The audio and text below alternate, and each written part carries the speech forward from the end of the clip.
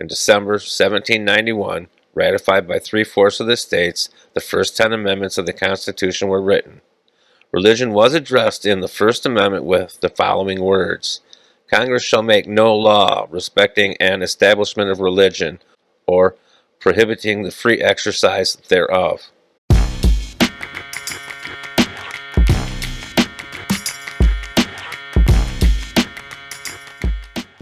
Listen up, YouTube. There's a falsehood that we're a Christian nation. I hope to clear this issue up for anyone who may be confused. Included are both arguments for and against the national religion. On September 28, 1789, during the first Federal Congress session, both houses of Congress voted to send 12 amendments to the states. 2 years later, in December 1791, ratified by 3/4 of the states, the first 10 amendments of the Constitution were written. Religion was addressed in the First Amendment with the following words: Congress shall make no law respecting an establishment of religion or prohibiting the free exercise thereof.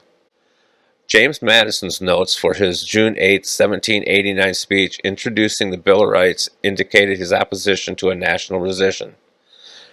Side note, if you want to remember the First Amendment, RASP, R-A-P-P-S, Religion, Assembly, Press, Petition, Speech, R-A-P-P-S. Anyways, that's a side note.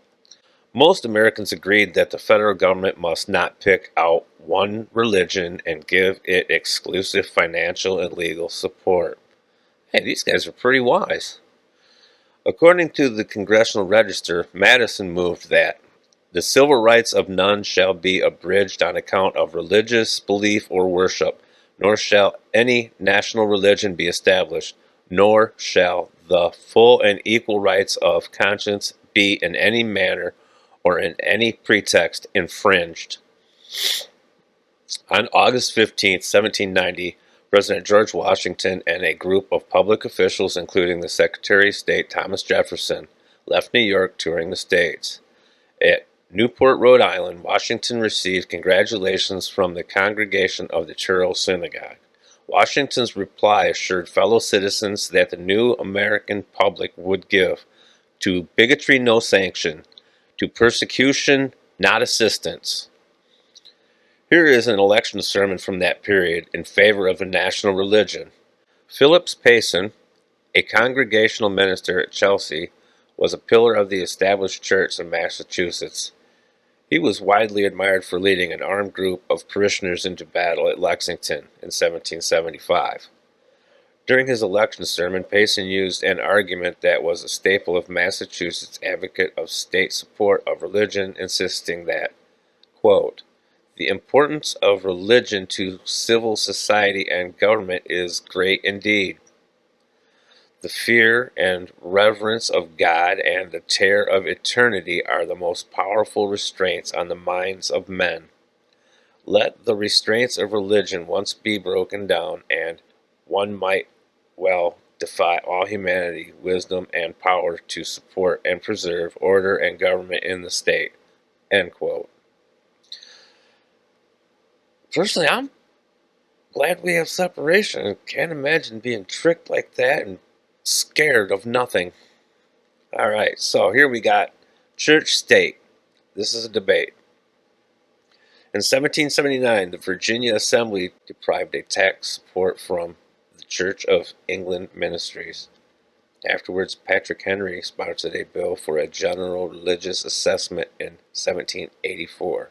His bill levied a tax for the support of religion, but permitted individuals to earmark their taxes for a church of their choice.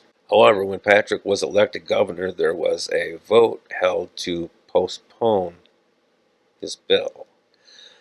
James Madison led the assembly in favor of postponement. Voting against postponement, and therefore in support of a general tax for religion, was the future Chief Justice of the United States, John Marshall. James Madison, being against government-supported religion, had sufficient legislative support to defeat the effort to levy religious taxes. In place of Henry's bill, Madison and his allies passed in January 1786 Thomas Jefferson's famous, quote, Act for Establishing Religious Freedom, end quote, which brought the debate to a close by severing once and for all the link between government and religion. These are the original amendments to the Constitution of the United States in force December 15th, 1791. Article 1. Congress shall make no law respecting an establishment of religion, or prohibiting the free exercise thereof, or abridging the freedom of speech, or of the press, or the right of people to peaceably assemble and petition the government for redress of grievances. Again, RAPPS. Religion, assembly, press, petition, speech. Hey, yeah, you. Before you click away to watch someone unbox a tactical toothbrush, let's talk about something real. Political Drain isn't just another content mill. We're a digital front in a very real war. Not with bullets, but with ideas, with action, and with solidarity. We pair urgent news with critical education. And we build community around actual resistance, not the hashtag kind. The kind that moves. But here's the thing. None of this is free.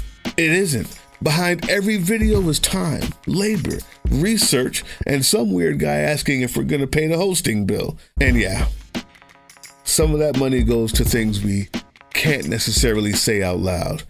If you know, you know. Let's just say our special ops aren't Call of Duty LARPers. They're people making real moves to protect, uplift, and organize. You're not just funding a channel. You're funding a resistance network in a world where capital still calls the shots. Unfortunately, in a system built on artificial scarcity, even mutual aid has a price tag. And if we want to grow, if we want to win, we need your help.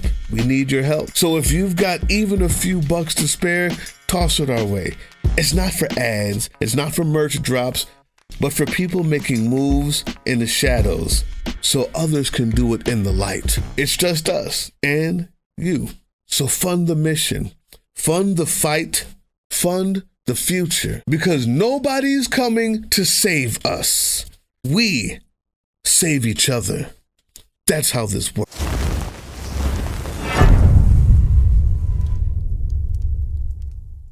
Probably now going to see the mainstream media go crazy and say, oh, President Trump acts like Jeffrey Epstein isn't a big deal. He doesn't care.